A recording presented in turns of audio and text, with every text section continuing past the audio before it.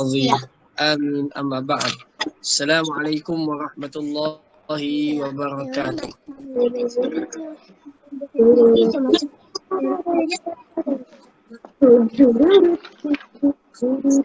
Jadi Alhamdulillah pertemuan kita pada petang ini adalah menyambung daripada tadabbur kita daripada surah Hud yang insya-Allah taala tadabbur kita akan disambung atau menyambung pada surah Hud ayat yang ke-12.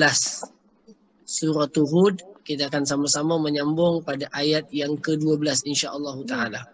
Okey, pada ayat yang ke-12 insya-Allah taala. Jadi mengambil keberkatan ayat suci Al-Quran Al-Karim, insya-Allah taala kita akan sama-sama membaca daripada ayat ke-12 untuk mengambil keberkatan ayat tersebut. A'udzu billahi minasy syaithanir rajim.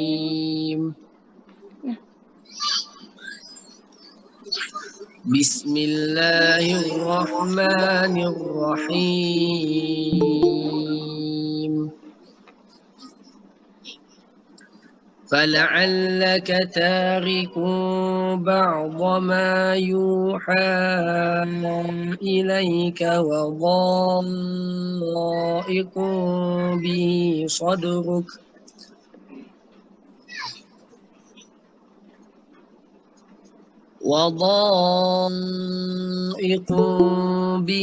صدرك أن يقولوا لولا أنزل عليه كنز أن يقولوا لولا أنزل عليه كنز أو جاء معه ملك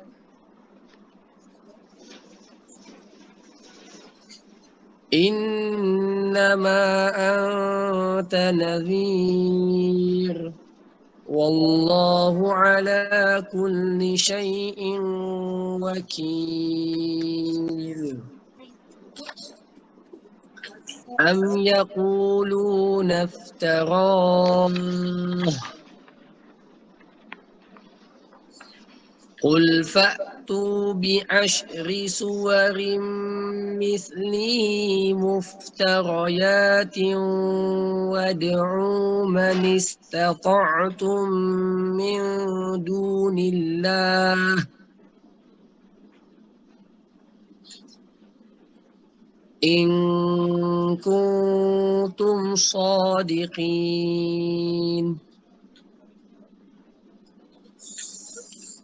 فإن لم يستجيبوا لكم فاعلموا أنما أنزل بعلم الله وأن لا إله إلا هو فهل أنتم مسلمون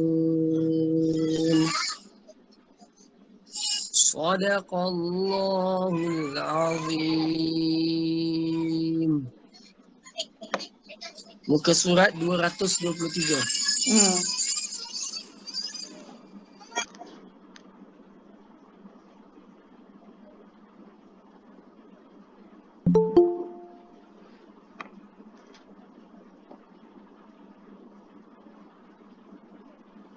Baik, bismillahirrahmanirrahim. Muka surat 223. Okey. Muka surat 223, surah Hud. Betul Ustaz, okey. Okey. 222 kita mulakan, 222. Lepas tu sampai ke 223. Ayat yang ke-12. Ayat yang ke-12. Baik, kita sama-sama melihat ayat yang ke-12 daripada surah tersebut. Sebelum ayat yang ke-12, ayat yang kita ulang kaji ataupun kita tengok sedikit tentang ayat sebelum.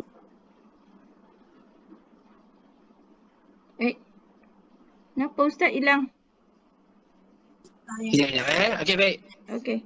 Kita tengok ayat yang ke-12. Allah Subhanahu wa taala berfirman, "Fala'allaka tariku." Kak Tun boleh tutup yang lain punya speaker Kak Tun. Okey, Yang sekejap. mana yang on speaker tu Kak Tun tolong tutupkan. Semua dah tutup dah? Semua dah tutup dah? Okey. Okey. Terima kasih.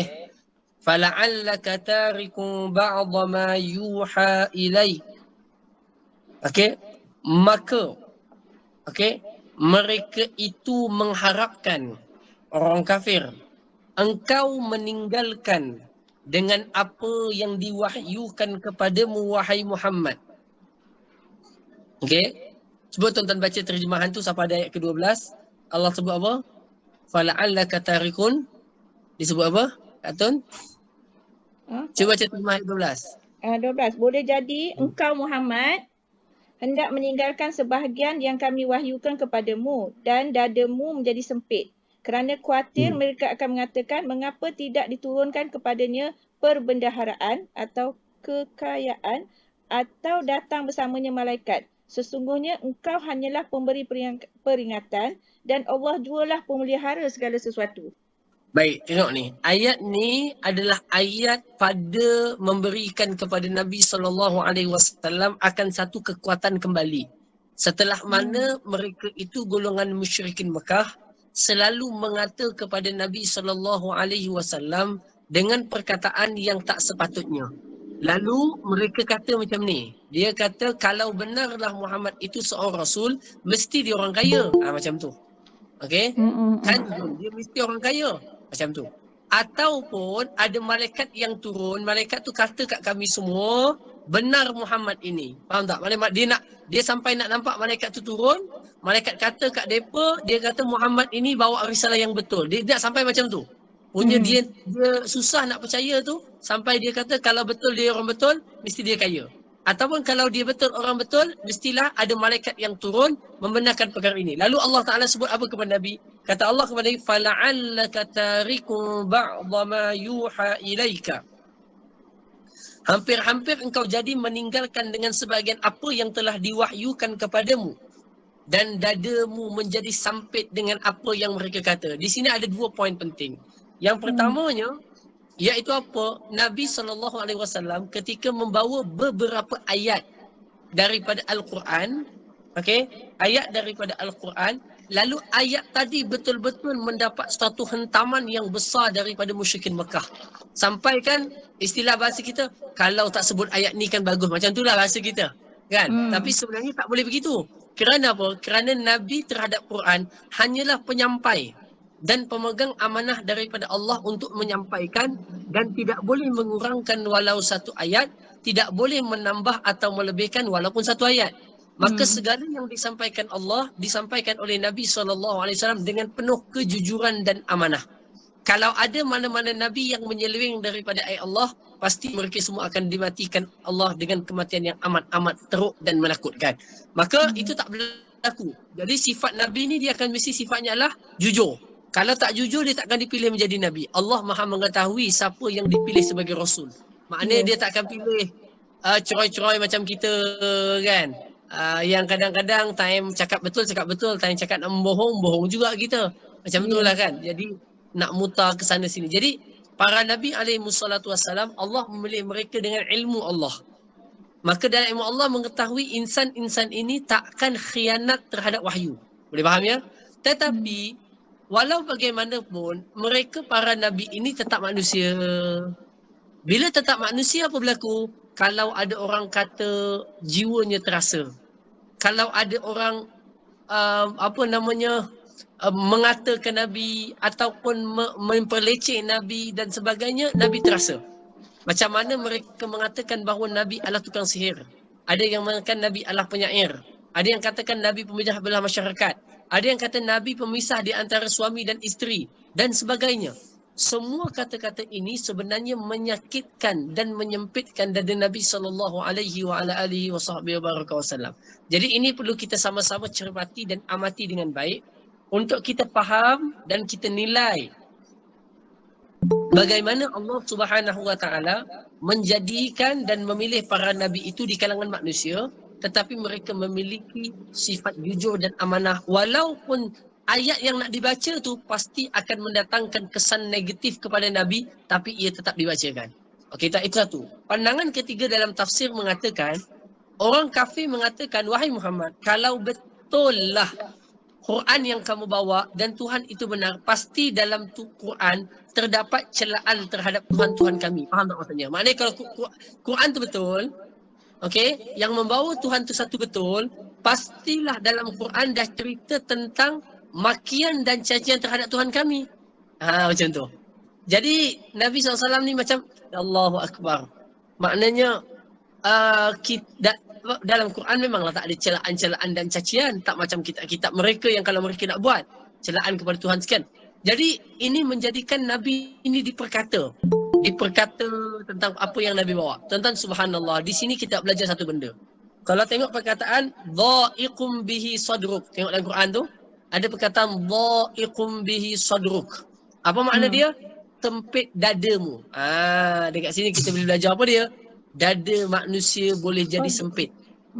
Dada ni boleh jadi sempit. Cuba ukur dada kita. Luasnya berapa? Katalah 21. Lepas tu ada orang kata kita, jadi 19 tak dada kita? Tak, sama juga. Acu? Oh, Acu. Kalau kena corona, diorang ada sempit, Ustaz. Allahu Akbar. Sempit kenapa aku boy? Tempuk tak Risau. ada.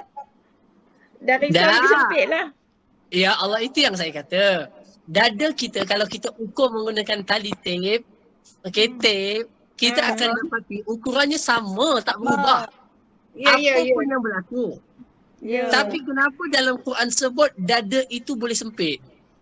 Dia bukan sempit pada sudut saiznya. Fizikalnya bukan.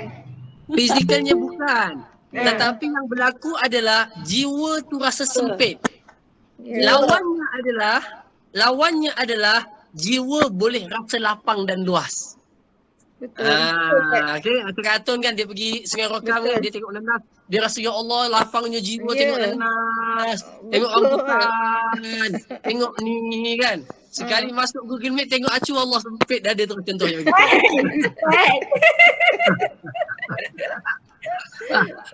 Pasal dia banyak bawa masalah ya. Contohnya begitu. Jadi maksudnya apa? Maknanya manusia ini dia boleh berlaku kepadanya dada luas, dada sempit. Faham tak maksudnya begitu? Okey. Okey, ada isu dan perkara yang boleh menjadikan seorang itu sempit dada dan ada sesuatu yang boleh menjadikan manusia itu luas dada. Okey? Faham ya? Baik. Faham. Di antara perkara yang menjadikan seorang itu sempit dadanya adalah kata-kata manusia di belakang atau kata-kata manusia tentang sesuatu yang kita benar bawa tetapi orang mengatakan sebaliknya. Faham? Faham. Faham. Okey. Okey, sebagai contoh, kita sudah melaksanakan amanah dengan baik. Orang minta kita sampaikan duit, kita pun sampaikan dah duit dengan jumlah sekian dan sekian dan sekian. Boleh dengan nombor telefon. Ada orang tak boleh dengar suara saya. Tengah ada kelas. Sana. Okey. Ada orang WhatsApp saya ni dia tak dengar suara. Dengar. Kami semua dengar Ustaz. Dengar jelas. Dengar, sangat jelas. Dengar Dia jelas. salah. Ustaz. Dengar. Dia tak buka speaker dia lah tu. Siapa yang tak dengar tu cuba tengok speaker ya. Speaker sendiri. Dia tak dengar lah kata tu cakap. Dia pun tak dengar. Mungkin dia, Cakap dia pun tak dengar. mungkin dia mute kot. Dia mute kan. Mute mikrofon. Dah, suara mute dia. suara kita tak dengar kat Ustaz. Kan Kita kita mute. punya tu suara kita sendiri. Handphone ke komputer ke kan kita ada sama lah. speaker. Kena Kita buka. doakanlah dia dapat dengar suaranya InsyaAllah. dengan baik, insya-Allah. Encik Khadijah sihat? Sihat, alhamdulillah. Lain macam tenung kamera tu. Tenung ustaz tu. Tengok ustaz lama tak tengok dia dekat. Allah Akbar. Macam ni lah saya muka sedih dalam pantang. Allah. Tak habis lagi. Dia nak Baik. buat aku tu Ustaz. Allahu Akbar. Boleh bincang belakang. Baik. Tengok sambung. Wadha'iqum bihi sadruk. Dan dengan perkataan mereka itu menjadikan jiwamu sempit. Maknanya dada dan jiwa manusia boleh sempit. Sempit ni maknanya apa? Dia terasa dengan perkataan itu kita dah sampaikan dengan jujur, orang kata sebenarnya orang tu tak sampaikan pun. Tengok. Okay. Kita ambil tolong buat collection saja untuk tabung COVID contohnya. Orang kata Cik Bedah yang tolong kutip duit tu dia ambil commission kalau nak tahu. Padahal kita tak buat. Kita buat secara volunteer. Jadi perkataan-perkataan manusia boleh menjadikan dada kita sempit. Okay. Faham ya?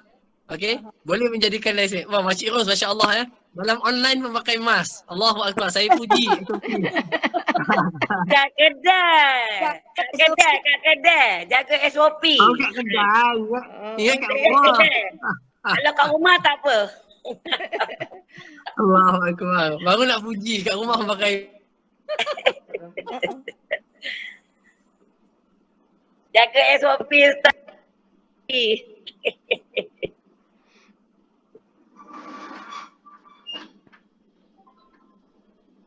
Udah hilang Ustaz. Udah hilang Ustaz. Tak ada tapi suara tak ada. Ustaz ada, suara tak ada Ustaz. Ustaz terkejut terus. Ustaz terkejut. Terkejut. Zros punya pasal lah ni. Ustaz.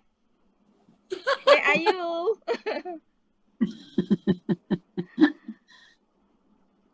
Ustaz.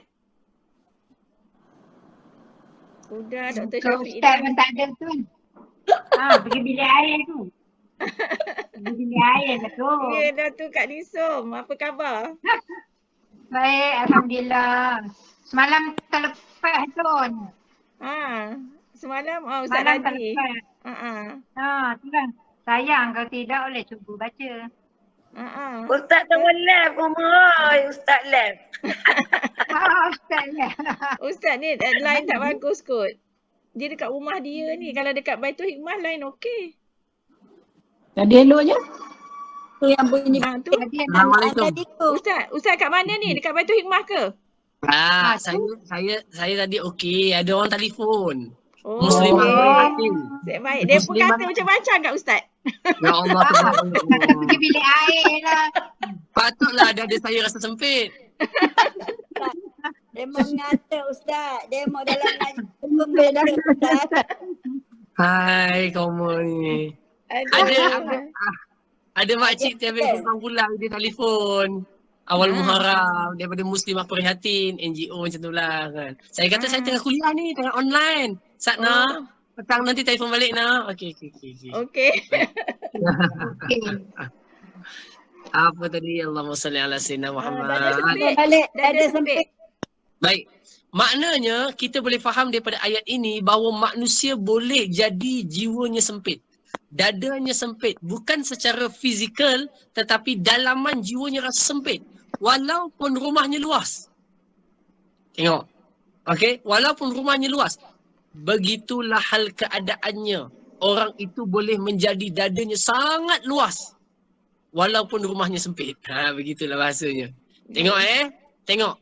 Ingat, dada luas dengan dada sempit ini adalah satu ciri yang penting dalam diri seseorang. Maknanya apa? Kebahagiaan, keseronokan, ketenangan ditentukan pada dadanya. Maknanya apa yang ada dalam dadanya itu. Kalau dia rasa lapang, luas, bahagialah dia. Tapi kalau dia rasa sempit, walaupun rumahnya luas, dia tetap tak bahagia. Faham? Okey, kita ambil contoh kisah dada sempit dan dada luas. Kalau nanti kita jumpa dalam surah At-Taubah, ada kisah-kisahnya. Cuma kita nak tengok sikit je. Kisah tentang sahabat Nabi yang dadanya menjadi sempit ketika dipulaukan oleh sahabat-sahabat yang lain. Siapa pernah ingat kisah ni? Cik Beda? Taubah. Oh, Cik Beda. Dia pulang. Dia tak pergi perang Ustaz. Masya Allah. Kan saya dah kata pandai dia. Allah. Alhamdulillah. Kita baru tadabbur pergi perang ni Ustaz. Ustaz perang Uhud. Orang buntung ni bukan calang-calang ya. Walaupun banyak India, tapi bijak cerdik. Baik, tengok. Inilah kisah sahabat Nabi, okey, yang bernama Ka'ab bin Malik, Hilal bin Umayyah, 3 orang yang dikenakan denda kerana tak ikut perang. Okey, kerana dia tak mengikuti perang, pada waktu itu bukan secara sengaja tetapi sebab lengah-lengah. Maknanya tengok kebun dululah. Ini buah durian musangking tengah turun ni kalau kita di Malaysia lah. Kan kalau di sana buah-buah tengah masak ranom ni. Ini tengah banyak ni. Ini tengah begini ni. Jadi pada waktu itu mereka tangguh dan tangguh sehingga menjadikan rombongan tentera dah pergi perang jauh dah. Mereka tertinggal daripada perang. Lalu mereka pun rasa bersalah. Macam mana ni kita tertinggal. Orang munafik ramai yang tak ikut. Sebab waktu tu cuaca panas. Dia kata aduh nak ikut jauh-jauh panas terik ni tak payahlah. Jadi mereka pun dah siap-siap jawapan dah. Nanti kalau Nabi balik kami akan jawablah rumah kami tak ada orang jaga. Kami ada ni sekian dan sakit lah apalah. Jadi tuan-tuan Nabi terima semua alasan orang munafik. Tetapi Nabi ada 3 orang sahabat Nabi yang tak berani nak berbohong kepada Nabi. Lalu Nabi tak memberikan kepada mereka akan kemaafan sampai Allah turunkan maaf. Waktu tu berlakunya pemulauan. Pulau ni bukan benda jahat Nabi buat dah. Ini adalah satu jenis pendidikan. Satu jenis hukuman ataupun denda terhadap mereka yang bersalah tak ikut perang. Bayangkan orang lain semua pergi perang dalam musim yang panas. Naik kuda, naik keldai nak pertahankan negara. Tetapi dia tak ada masalah tak pergi. Maka dikenakan hukuman. Antara hukumannya bukan bayar denda duit. Tetapi waktu tu Nabi tak tegur dia. Sahabat semua tak tegur dia. Apa disebut dalam Al-Quran? Allah sebut dalam Al-Quran. Wadha'iqum, Allah sebut. Dan mereka merasakan dada mereka menjadi sempit walaupun bumi itu luas. Subhanallah. Maknanya apa? Walaupun bumi Mekah itu luas, tapi Ka'ab bin Malik, Hilal bin Umayyah, dia rasa tak sedap hidup, tak sedap duduk, tak seronok, tak kena segala-galanya. Kerana Nabi saat Nabi dia pandang Nabi, Nabi tak pandang kepada dia. Dia bagi salam dekat sahabat ini, sahabat itu tak jawab salam dia. Jadi hidup itu menjadikan sangat sempit. Dan itu merupakan suatu denda kepada sahabat tadi, tuan-tuan. Dan denda itu amat-amat menyakitkan baginya. Bukan sakit fizikalnya, tapi sakit jiwanya terhadap apa yang berlaku kepadanya tadi. Jadi sempit dada ni boleh berlaku. Okay? Dan kadang-kadang kita, orang yang beriman pun kadang-kadang apabila kita melakukan maksiat secara sengaja, kadang-kadang kita tertimpa dengan jiwa yang sempit. Ini merupakan satu ujian kepada kita bagi mereka yang melanggar perintah Allah Azza wa Jalla. Baik. Selesai. Jadi Ustaz, sakit hati pun sempit juga jiwa kan Ustaz? Sakit hati. Okey, sakit hati ni ada 2 makna. Sakit hati tu maknanya dia sakit hati rasa, geramnya aku tengok dia, itu sakit hati. Dia ada sakit hati yang kedua, hatinya itu berpenyakit. Bukan penyakit lemah jantung ke, bukan penyakit bukan penyakit jantung tersumbat, tetapi hatinya memiliki banyak penyakit. Okey, penyakit-penyakit yang ada bagi hatinya tadi, penyakit-penyakit yang ada pada hatinya tadi ini menjadikan dia berada dalam keadaan yang tidak selesa dan senang. Okey, ada yang jenis kedua tadi, dia sakit hati. Sakit hati ni maknanya dia kalau tengok orang senang, dia jadi sempit dada. Dia tengok orang senang, dia jadi sempit dada. Okey, jadi kita ni jangan kalau boleh macam tu lah. Okey, jangan kalau boleh macam tu. Kita kalau nampak orang senang, kita pujuk diri kita, dia dapat kelebihan ini tapi dia tak dapat kelebihan lain. Contohnya, kan, kita tengok orang tu dapat senang, kita kata, iyalah dia dapat senang pada harta, dia mungkin belum kahwin lagi contohnya. Okey, ataupun dia mungkin ada senang harta, dia tidak dikurniakan sekian dan sekian. Aku tak dapat itu tapi aku dapat ini. Jadi kita pujuk diri kita supaya kita tidak merasa sempit dada dengan kehidupan orang lain. Yakinlah setiap orang itu hidup dengan nikmat masing-masing yang Allah Ta'ala berikan kepadanya atau kepada mereka. Okey, selesai. Itu yang pertama. Wadha'iqum bihi sadruk. Menjadi sempitlah dadanya. Okey, lawannya apa dia? Luas dada. Luas dada. Dadanya lapang sangat. Apa dalil dalam Quran tentang lapang dada, luas dada? Acu dah keluar Ada. Ustaz, ada. Ada. Ada Ustaz, dengar Ustaz cakap. Dia kena minta izin kalau keluar Ustaz. Ingat pergi main kucing ke ni? Ada Ustaz. Alhamdulillah. Okey, Ada Ustaz. pula yang Ustazah, Masya Allah. Tak tahu. Dalam tudung tu pakai baju kelawar je. Dia pakai sopan. Tengok. Allahumma salli wa sallim wa barik alaih. Allahumma salli wa sallim. Taman tadi kan dah hilang. Masalah saya nak dapang. Tengok, Dapang tak Ustaz? Tadi saya balik. Sekarang dapang. Ada yang kedua namanya lapang dada. Cuba Allah tengok Allah firman dalam Al-Quran. Apa Allah Ta'ala kata? Alam nashrah laka sadrak. Bukankah kami telah melapangkan dadamu wahai Muhammad sallallahu alaihi wasallam. Sallallahu alaihi wasallam. Nampak tak? Alam nashrah. Sebab itu ada sebahagian mereka yang mengajarkan kalau kita rasa sempit dada ataupun lepas sembahyang, dia orang kata pegang dada kita. Yang ni Ustaz. Pegang macam ni. Tangan. Al-Insyirah. Kemudian baca alam nashrah laka sadrak wa wada'na anka wizrak. Mudah-mudahan dia menghilangkan kesempitan-kesempitan dalam jiwa kita. Jiwa ni Allah jadikan unik tau. Dada ni unik. Dada benda yang sangat unik. Kadang-kadang orang tak ada cakap apa pasal kita. Orang tak ada apa tapi kita sendiri yang merasakan macam tak selesa je. Nampak? Dada unik. Ada masa bahagia. Ada masa senang. Ada masa sedih. Ada masa yang paling pelik dia tak tahu apa-apa punca. Tiba-tiba jadi tak kena. Betul Ustaz. Tiba-tiba rasa sayu macam tu Ustaz. Sayu. Padahal kita tak ada apa orang kata kita. Tak ada masalah berlaku. Makan cukup. Kucing sihat. Nampak? Okay? Jadi semuanya okey tapi ada. Itulah uniknya jiwa. Sebab itu dalam Quran banyak perkataan menyebut pasal dada, pasal jiwa. Kerana itu benda yang sangat unik dalam diri manusia dan ada satu ilmu yang dipanggil sebagai ilmu pengurusan jiwa. Macam mana jiwa tu nak diurus? Kalau dia dah banyak sangat, serabut sangat benda, macam mana nak buat? Ada orang tidur, bangun tidur selesai. Ada orang dia kena hiking tinggi-tinggi, kemudian baru selesai. Ada orang dia kena makan banyak-banyak baru selesai. Ada orang dia baca Quran dia selesai. Ada orang dia sibukkan diri dia. Jadi semua ini adalah ilmu pengurusan jiwa. Apa yang paling penting saya nak sebut adalah lapang jiwa ini merupakan nikmat dan rezeki daripada Allah Subhanahu Wa Taala. Lalu Allah sebut antara orang yang paling lapang jiwanya dalam hidup adalah orang yang tengok tuan. Orang yang paling tidak memiliki masalahnya dengan manusia. Okey, paling tidak memiliki masalahnya dengan manusia. Okey. Maksudnya apa dia?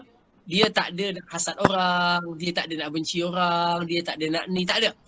Dia lapangkan dadanya daripadanya. Sehingga orang seperti inilah di antara orang yang paling mudah masuk ke dalam syurga Allah Subhanahu Wa Taala. Saya rasa kisah ni saya dah pernah cerita banyak kali dah. Okey, kisah tentang Nabi di masjid dengan sahabat-sahabatnya. Tiba-tiba ada seorang lelaki datang ke masjid. Nabi pun kata, kalau kalian nak melihat seorang di kalangan ahli syurga, maka tengoklah pada lelaki itu. Jadi sahabat-sahabat ni semua rasa macam, siapa dia ni? Kenapa Nabi sebut dia ahli syurga? Kenapa? Dia pun pergi, saya ringkaskan cerita, masing-masing dah ngangguk, maknanya dah faham dah kisah ni. Dia pun nak minta bertamu di rumahnya.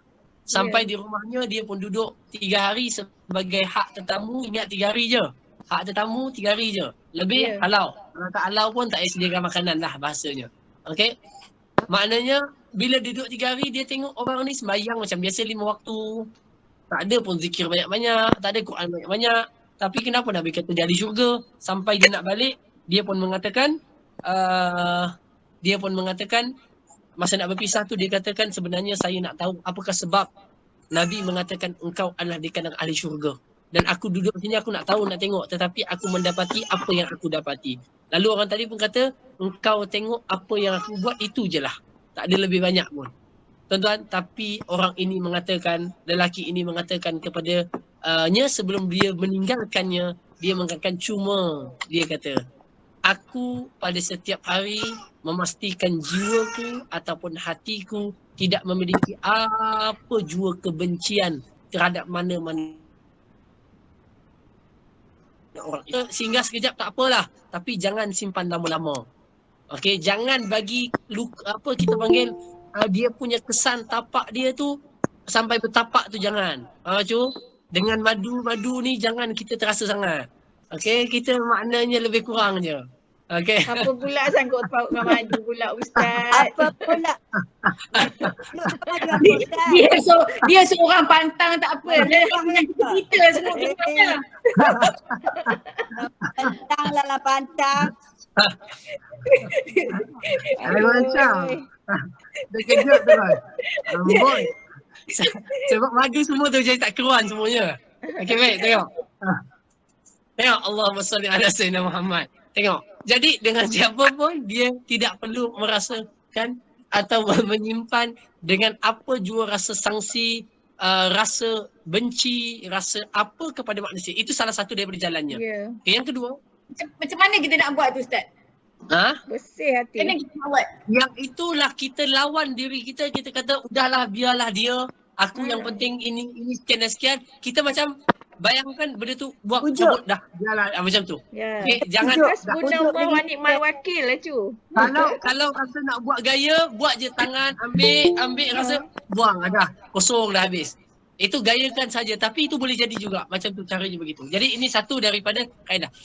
Siapa yang Allah berikan kelapangan dada, dia telah mendapat nikmat yang sangat banyak. Iaitu apa? Hidupnya senang walaupun dia kurang. Beberapa perkara lah maksudnya. Kan? Maknanya tapi dia senang, dia lapang, dia bangun-bangun pagi, dia siram pokok bunga macam biasa, dia makan sarapannya cukup seperti biasa, dia pergi bersihkan kebun nenasnya seperti biasa, okey. Jadi dia jumpa orang siapa pun dia boleh tersenyum, tak ada jumpa orang masam, kan? Jadi kerana jiwanya lapang, maka kelapangan jiwa merupakan nikmat daripada Allah SWT. Kalau buka dalam Quran, Allah ada sebut satu ayat dalam Quran, Allah sebut afaman syarahallahu sadrahu lil Islam. Siapa yang Allah lapangkan dadanya dengan Islam. Lalu sahabat bertanya kepada Nabi SAW, "Ya Rasulullah, macam manakah dada itu lapang dengan Islam?" Lalu Nabi SAW mengatakan, apabila satu dada itu Allah Ta'ala campakkan ke dalamnya nur, cahaya, maka akan terbukalah dadanya dengan lapang. Lalu sahabat bertanya, apa tandanya ya Rasulullah? Tandanya orang itu menjadi rasa pendek dengan kehidupan dunia dan jiwanya menjadi cenderung kepada kekalnya negeri akhirat, kan? Dan dia amat rindu-rindukan kepada syurga. Itu antara sifat jiwa yang lapang kepada Allah Subhanahu Wa Taala. Jadi ini perkara penting untuk sama-sama kita katakan. Jadi kalau ikut ayat ni, kenapa Nabi rasa sempit dada? Sebab kata-kata orang munafik, kata-kata orang musyrik. Faham tak? Jadi kata-kata orang ni dia boleh jadi sebab itu. Kalau boleh kita ni dekat media sosial, kita tak payah terkenal sangatlah. Sebab kita semakin kita terkenal, semakin banyak akan orang follow kita, semakin banyak orang haters kita. Kita kalau orang suka kita seronok. Tapi kalau ada orang benci kita jadi sempit dada. Okay? Ni Kalau hin-hin kita je. tengok, Ustaz macam hin-hin je. hin-hin tu anggaplah dihin orang lain. Okay? Okay. Tengok. Ustaz yang buat Ustaz. Baru ni kan kita digemparkan. Saya tak nak masuk isu ni. Saya tak nak cerita isu ni. Tapi Ustaz jangan terdebat dalam isu ni Ustaz. Saya tak nak terjebak. Saya pun tak nak ambil tahu sangat. Cuma saya nak kata isu ni ada. Saya bagi contoh. Bukan isu yang ni. Isu sebelum ni. Yang ni tak ada ending lagi. Isu sebelum ni. Iaitu isu tentang Ustaz Edith Liu, Nadir An-Nuri dan sebagainya. Tengok mereka boleh kita katakan orang terkenal. Okay? Terkenal. Ya. Satu ujian yang bukan senang. Kalau sampai masa ada orang benci. Kita tak kira orang kita buat betul ke salah. Faham tak? Maksudnya itu saya tak nak masuk campur hal tu. Tetapi apabila kita tahu ada orang benci kita, ada orang kata kita, ada orang komen begini, jiwa akan rasa jadi sempit. Nampak tak? Faham tak? Jadi sebab itu para ulama mengatakan bahawa mencintai kemasyhuran itu adalah satu daripada penyakit yang ramai orang tidak mengetahuinya. Allahu Akbar. Jadi kata orang kita, orang kata rumah Kesian haji kan, kena Ustaz? okey dah lah. Tak Tak payah biasa. sama tu. Ustaz kesian kan Ustaz kan? Kesian. Kasihan lah. Maksudnya orang macam orang dengan tanpa rasa apa bagi kata-kata yang ni. Dah. Okey, kesian tu satu bab, tapi saya nak sebut apa? Apabila kita mengandaikan seperti orang yang sedang panjat pokok kelapa. Masa dia ada dekat pangkal pokok kelapa, orang tak nampak dia sedang panjat pokok kelapa. Jadi tak ada siapa cakap pasal dia. Dia naik sampai ke tengah. Jadi jiran sebelah mula nampak dia. Mamat panjat pokok kelapa. Dia naik lagi tinggi sampai ke pangkal, satu kampung nampak dia. Panjat pokok kelapa. Kelapa siapa dia ambil tu? Tengok dia. Okey, dia nak jual buat apa tu? Itu pokok dia ke persoalan. Perkataan mula. Maknanya apa? Semakin kita dikenali oleh manusia, maka semakin banyak perkataan akan terbit dan keluar daripada mulut manusia. Maka siapa yang teruji atau diuji dengan kemasyhuran, maka mohonlah kepada Allah perlindungan. Siapa yang tak dimasyhurkan, syukurlah pada Allah. Kerana kalau kita masyhur, bahaya sebenarnya. Okey? Sebab itu saya ni kalau orang tak jemput TV Hijrah, saya tak keluar. Kalau orang jemput, saya keluar lah. Tapi nak keluar tu tidak lah. Kan? Tapi Sebelum- Ustaz, ada kawan bagi tahu dia dah kenal Ustaz Syafiq tau.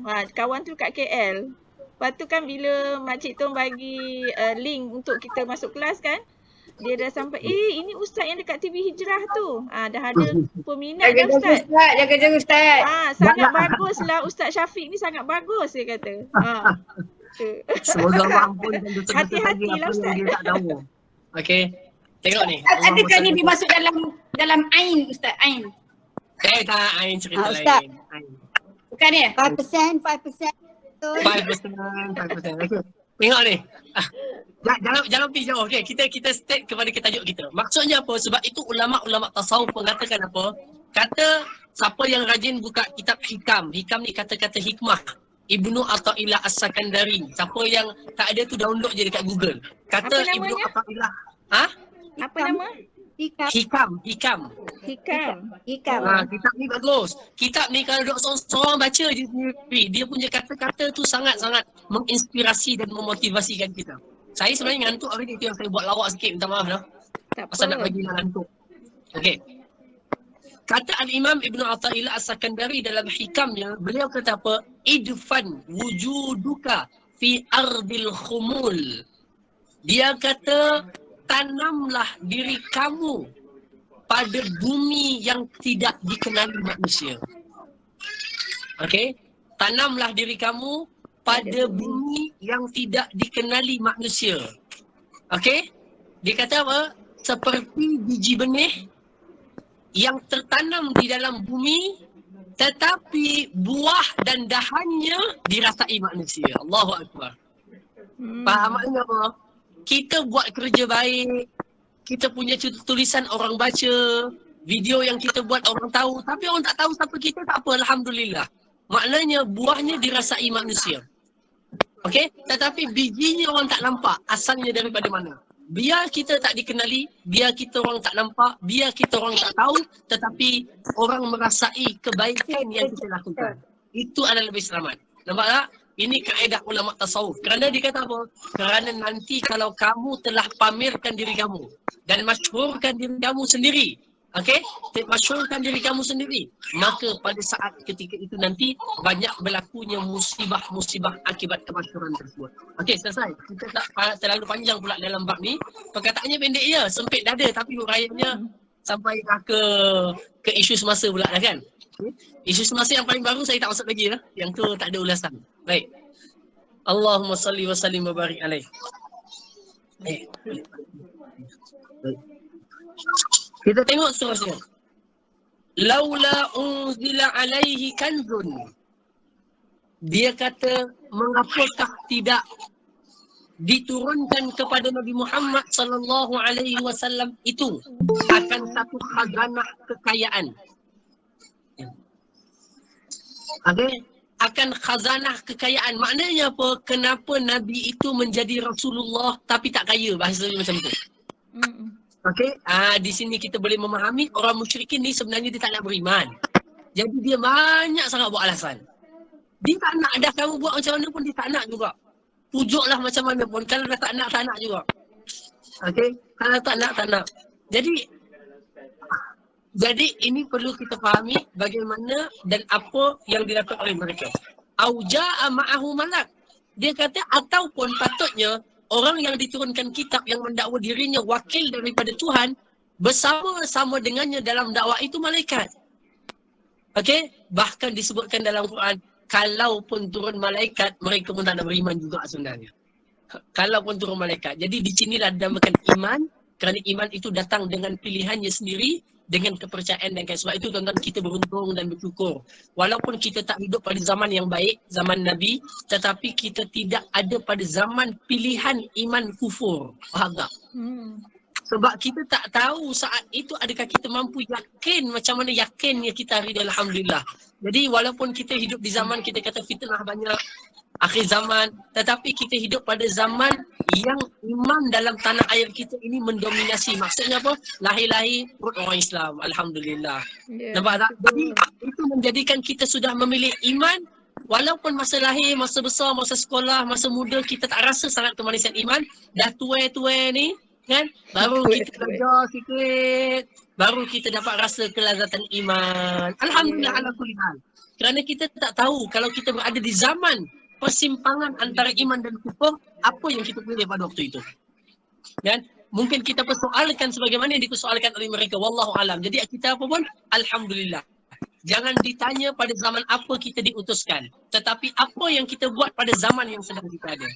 Gitu. Ada orang kata, seronoknya kalau hidup zaman Rabi'atul Adawiyah, seronoknya kami kalau hidup zaman sahabat. Ya, jangan dipersoalkan pada zaman apa yang kamu ada, tetapi zaman mana yang kamu wujud, lakukan islah pada zaman tersebut. Okey, insya-Allah. Baik, sambung lagi. Lalu Allah Taala berfirman tentang Nabi SAW, kata Allah Taala, innama anta nazir, wahai Muhammad, sesungguhnya engkau tidak lebih hanyalah seorang pemberi peringatan kepada mereka. Tugasan kamu adalah beri peringatan saja. Bukan untuk kamu boleh turunkan emas atau boleh bawa malaikat datang bersama atau apa, kamu bagi saja ingatan kepada mereka. Wallahu ala kulli syai'in wakil. Sesungguhnya Allah di atas segala sesuatu itu, apa dalam terjemahan tuan-tuan? Maha Pemeliharaan adalah pemeliharaan. Pemelihara. Sesungguhnya Allah dalam segala sesuatu itu, dialah yang menjaga dan memelihara. Sebab itu namanya wakil. Nampak tak perkataan tu wakil? Bila sebut wakil, maknanya dia adalah penjaga dan pemelihara amanah sahaja. Dia bukan pemilik, dia penjaga saja. Saya wakilkan dia untuk bawa ini. Dia hanya wakil yang membawa satu. Baik. Pasal tu Ustaz, kalau kita macam kita suruh orang buat apa-apa yang baik, kalau dia tak dengar, biarlah, jangan marah ya Ustaz ya. Jangan marah, jangan terasa. Kalau nak nasihat lagi, nasihat je lagi. Cakap sudah, lepaskan tanggungjawab kita, tuan-tuan. Sebab itu disebutkan dalam Quran, Allah Ta'ala sebut lima tunziru qaumanillahu mu'azzibahum. Kenapa kamu tetap beri peringatan kepada kaum yang Allah akan azab dia? Lalu dia menjawab, supaya aku ada jawapan lepas nanti di sisi Allah. Aku dah sebut, aku dah kata. Walaupun kadang-kadang dilempar dengan kata-kata yang tak seronok Ustaz. Ya, macam ada kisah je nak cerita apa ni? Nanti WhatsApp. Contoh Ustaz, contoh. Ustaz, wakil ni kan kami pernah terbaca, wakil ni maksud dia al-wakil yang mengurus alam semesta. Betul tak Ustaz? Tengok. Tapi yang ini wakil yang ini dia kata pemelihara. Ya, tengok ni. Wakil itu jumpa kat mana yang pemelihara semesta? Baru baca Ustaz dengan kawan-kawan ni yang pasal wakil. Acu ingat tak? Yang wakil yang kita baca nama Allah tu dalam juz apa ni? Surah apa ya baru ni? An-Nisa. Bukan An-Nisa, Al-Imran. Al-Imran ayat 172. Cek baik-baik pelindung. 173. 173 Al-Imran. Okey. Allah bagi penolong bagi kami dan dia sebaik-baik pelindung. Pelindung samalah dengan yang ni. Pemelihara. Sama pelindung dan Tapi yang pemelihara. ini yang ada juga dia kata yang menguruskan alam semesta. Dialah yang mencipta alam semesta dan mengurusnya. Wakil juga. Itu Ayat berapa? Ayat yang sama dia terangkan dia penerangan dia Asmaul Husna tu. Okey. Kupasan ayat. Kupasan ayat dia. Okey, tengok ni. Di sana ada satu kaedah dalam tafsir. Okey, hakikat makna wakil satu perkataan secara single wordnya. Okey, single wordnya perkataan wakil itu maknanya satu. Okey, maknanya satu iaitu dialah yang menanggung sesuatu. Okey, menanggung sesuatu, menjaga, menanggung. Itu single wordnya. Tetapi sebahagian makna dia akan panjangkan makna tadi, memelihara keseluruhan ayat atau ayat sebelumnya supaya maknanya lebih difahami. Oh, Faham tak? okey. Okey, faham ya? Tapi secara single wordnya maknanya adalah satu. Penjaga. Wakil adalah penjaga. Penjaga Wakil ya. adalah tempat kita tinggalkan sesegala sesuatu. Sebab tu namanya tawakal, wakil. Okey, baik. Selesai. Selesai. Wallahu ala kulli syai'in wakil. Okey. Pukul berapa dah kita? Jam. Allahu Akbar. 10 minit lagi. Lalu, 10 minit lagi. Hasbunallah wa ni'mal wakil. Ya. Itulah dia hasbunallah wa ni'mal Hasbunallah, wakil tu yang artinya keluar yang kita baca tu. betul ayat tadi sebut waqalu hasbunallahu wa ni'mal wakil, dan mereka orang beriman berkata cukuplah kami, penjagaan kami akan Allah, dialah sebaik-baik tempat kami menyerahkan urusan ini.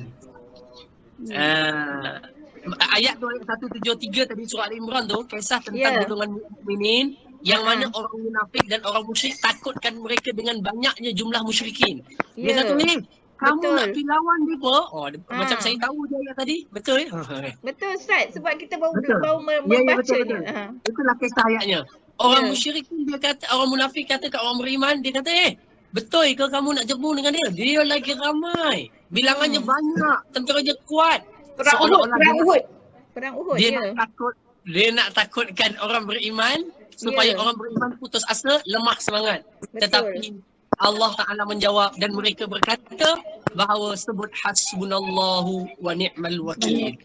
Cukuplah kami akan Allah, dialah sebaik-baik tempat kami serahkan segala sesuatu. Menang kalah tak tahu, akhirnya menang. Baik. Ini satu kisah yang perlu kita cermati, amati dengan baik. Baik. Kemudian ayat ke-13. Am yaqulu naftarah. Adakah mereka mengatakan engkau wahai Muhammad mereka-reka mencipta-cipta akan Quran ini? Maknanya Quran itu direka sendiri. Am yaqulu naftarah. Adakah mereka mengatakan engkau reka Quran ini? Qul fa'tu bi asyri suwarim mislih. Qul, katakanlah wahai Muhammad, kalau betullah Quran ini dicipta oleh Nabi, direka oleh Nabi, pasti kalian yang juga berbangsa Arab mampu mendatangkan sepertinya. Faham tak? Faham tak dia punya maksud dia? Maksudnya, wahai orang musyrikin Mekah, kalau kamu mengatakan Quran itu direka oleh Muhammad SAW, maka pastilah dia adalah manusia dan kamu adalah manusia. Maknanya, kamu boleh datangkan sepertinya sebab dia Arab, kamu Arab. Bezanya apa? Kalau dia makan kurma, kamu pun makan kurma. Bezanya apa? Okey? Maka, Quran kata apa dia? Kalaulah kamu mengatakan Quran itu bukan daripada Allah, tapi daripada Muhammad SAW, pastilah ianya kamu mampu datangkan je. Lalu Quran mencabar. Fa'tu bi asyri suwarim mislih. Maka bari datangkan 10 ayat yang sebanding dengannya, atau surah yang sebanding dengannya yang kamu buat sendiri. Faham tak? Ayat ni selalu ada kan Ustaz? Am yaqulu naftara. Ya, banyak dalam Quran. Diulang-ulang kan Ustaz? Ya, ada beberapa keadaan. Masya Allah ya, dah hafal ya. Okey. Surah As-Sajdah ada Ustaz kan? Allahu Akbar. Asyri suwar. Tak boleh puji, nanti kembang dada. Lapang dada.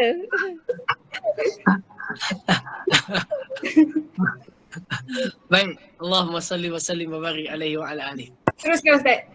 Tengok. Lalu katanya apa? Seandainya, okey, seandainya kamu mereka kata kamu mereka Quran, maka kamu pun boleh reka sepertinya. Oleh itu, datangkanlah 10 ayat atau 10 surah yang sebanding dengannya. Okey, kamu boleh panggil wad'u man istata'tum min dunillah. Kamu boleh panggil semua yang kamu nak. Pakar bahasa, jin, syaitan, iblis, malaikat, panggil semuanya min dunillah kecuali Allah. Sebab Quran daripada Allah. Kamu panggil semuanya kecuali Allah. Okey? Kecuali Allah, panggil. In kuntum sadiqin. Kalau kamu boleh datang sebanding dengan Quran. Subhanallah. Subhanallah. Subhanallah. Quran ini yakin dan percayalah, jangan ada ragu pun sikit, ini kalam Nabi, jangan. Sebab kalau ini kalam Nabi, cabaran telah datang 1400 tahun yang lalu mencabar. Kalau kamu kata ini Muhammad yang aturkan, pasti orang Arab lain boleh buat. Pasti pakar bahasa Arab yang keluar daripada Al-Azhar, pakar bahasa Arab yang keluar daripada Oxford, pakar bahasa Arab yang keluar daripada Universiti Bahasa di Maghribi, di Morocco, di Sudan dan sebagainya, boleh datangkan ayat yang mereka dakwa angkat tangan, saya berjaya mencipta satu buku seperti Al-Quran. Pasti ada kerana pakar bahasa ramai. Tetapi ternyata berlalunya zaman berzaman. Kalau ini manusia buat, mesti akan sampai satu zaman ada manusia lain boleh buat. Itu kitaran kehidupan. Faham tak? Kalau kita kata Fir'aun boleh buat piramid, gunakan satu teknologi buat sepertinya, boleh jadi. Okey. Tetapi Quran telah berjalan ribuan tahun. Tak ada siapa boleh mendakwa aku telah menciptakan Quran dengan bahasa yang sama, isi yang sama, keajaiban yang sama. Oleh itu, yakinlah dengan Quran, ianya bukan datang daripada manusia tetapi datang daripada pencipta manusia. Siapa je yang cuba tak nak percaya Quran, kita bagi tahu kat dia, baik kalau kamu tak percaya Quran ini daripada Allah, kamu cuba lawan ataupun datang sebanding dengannya. Satu susunan bahasa, gaya bahasa, keindahan bahasa, keseronokan baca, cinta manusia kepadanya seperti Al-Quran. Subhanallah, saya boleh kata apa dia? Kecintaan manusia kepada Quran tidak seperti cintanya penganut Kristian terhadap Bible. Hatta pada zaman ini. Cuba cari kawan-kawan kita yang Kristian, tanya kat dia, mana sekolah hafal Bible? Tahfiz Bible istilahnya. Mereka tak ada seperti kita. Kalau ada, adalah mungkin, tapi boleh kata macam tak ada. Tuan-tuan, maknanya apa? Kitab itu tak dicintai sampai dihafaz. Quran dihafaz. Subhanallah. Okey. Fa in lam yastajibu lakum. Kalau mereka tak mampu nak sahut seruan dan cabaran itu, fa'lamu, ketahuilah kamu semua tahu, kena tahu, faham, sedar, annama unzila bi'ilmillah, sesungguhnya Quran ini diturunkan dengan ilmu Allah. Quran turun dengan ilmu Allah. Ilmu Allah, ilmu yang tidak terikat dengan masa, tempat dan keadaan. Kita punya ilmu terikat dengan masa. Betul tak? Kalau kita belajar, kita tahu. Kalau tak belajar, tak tahu. Ilmu kita tak tahu, kemudian tahu. Ilmu kita kalau lupa, terus tak tahu. Kalau tua, hilang separuh, jadi tak tahu. Contohnya. Tetapi ilmu Allah Subhanahu Wa Taala tidak didahului dengan kejahilan. Dia bukan tak tahu kemudian tahu. Maha suci Allah, dia maha tahu. Ilmunya tidak hanya tahu apa yang sedang berlaku, tetapi ilmunya mengetahui apa yang akan berlaku. Apa yang telah berlaku, apa yang sedang berlaku, segala pengakhiran semuanya dalam ilmu Allah. Semua yang tersembunyi, semua yang nyata, semua yang kering, semua yang basah, semua yang kecil, semua yang besar, semua yang hidup, semua yang mati, semuanya dalam ilmu Allah Subhanahu Wa Taala. Jadi ini perlu kita sama-sama faham, renungi, amati dengan baik. Mudah-mudahan Allah Subhanahu Wa Taala kurniakan kepada kita yakin yang benar. Wa alla ilaha illahu. Ketahuilah tiada ada Tuhan selain Allah. Maknanya apa? Kalaulah Tuhan ada 2 dan 3, pasti ayat Quran ini cacam merba isinya. Betul tak? Tuhan tu turunkan satu part, juzuk yang kedua Tuhan lain, juzuk ketiga Tuhan lain, kita akan dapati tak ada keseimbangan dalam bacaan. Tak ada keseimbangan dalam isi kerana datang daripada Tuhan Ibrahim. Wa alla ilaha illahu. Tiada Tuhan yang disembah kecuali Allah Subhanahu Wa Taala. Fahal antum muslimun. Adakah kalian di kalangan orang yang muslimun? Tuan-tuan, muslimun di sini bukan maknanya orang Islam saja. Muslimun ni maknanya apa? Orang yang berserah diri. Orang yang berserah diri menerima bahawa Quran memang daripada Allah. Serah, diterima. Ya Allah, kami terima ini adalah daripada Allah Azza wa Jalla. Muslimun. Okey, maka itulah yang dinamakan sebagai muslimun. Baik, jadi inilah sedikit sebanyak. Ayat ke-15, ayat ke-16 adalah satu ayat yang insya-Allah kisahnya ataupun ceritanya dalam pertemuan akan datang insya-Allah taala. Atun, bagi tahu dekat kawan tu, kalau dia ada dalam majlis ni, minta maaf lah Ustaz kalau dalam Google Meet ni dia selamba sikit. Dia santai-santai sikit. Dekat Tak TV apa. tu sikit. Okey. Takut nanti dia tengok, oi teruk benar ustaz ni. Tak, dia okey, dia puji sangat. Alhamdulillah. Tidaklah. Tengok TV memanglah puji kan tengok dia ni. Oh, ustaz ni teruk benar. Lawak pula, ketawa lah pula. InsyaAllah. Sebabnya nak bagi faham Ustaz. Okey. InsyaAllah. Saya macam tu lah. Kalau petang-petang ni dia kena macam tu lah. Dia kena santai-santai. Baik. Allah ada apa-apa? Rasanya tak ada apa-apa kot semua insyaAllah. Sehat Ada batin soalan? semua. Cik, ada soalan?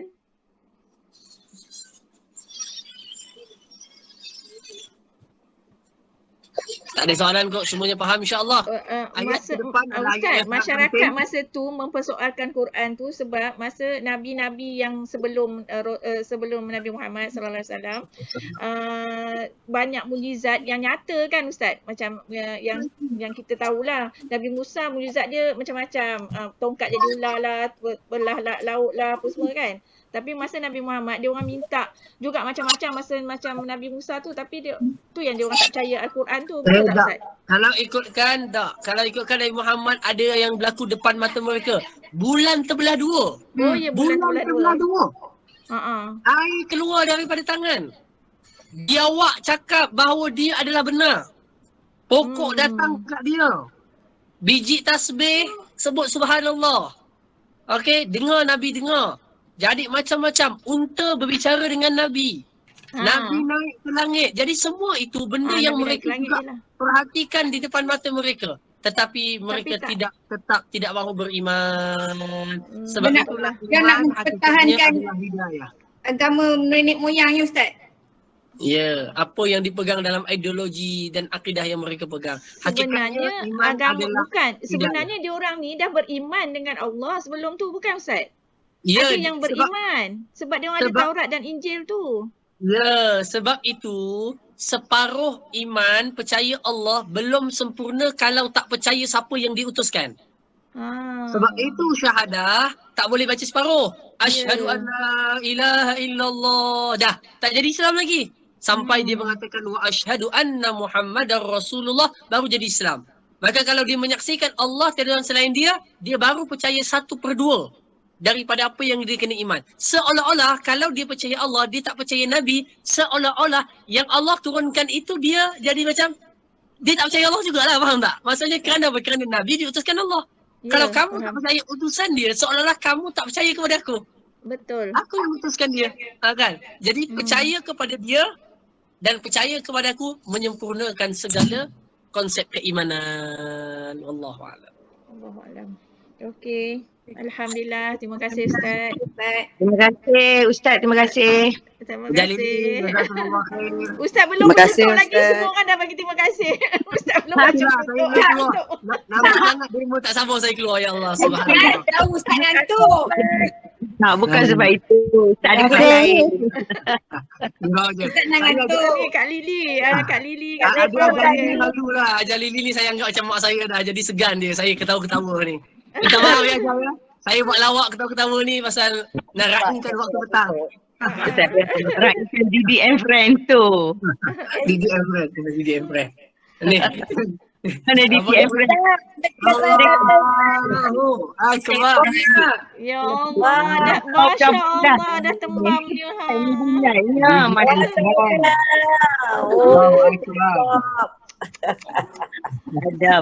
Adam. Tolong pipi. Abang Lili panggil DDM friend. Nama dia Mujadidi. Panggil DDM friend terus. Hidung ada macam Ustaz. Hidung semek ke. Kecil lagi. Iya, sekejap lagi mancung lah tu.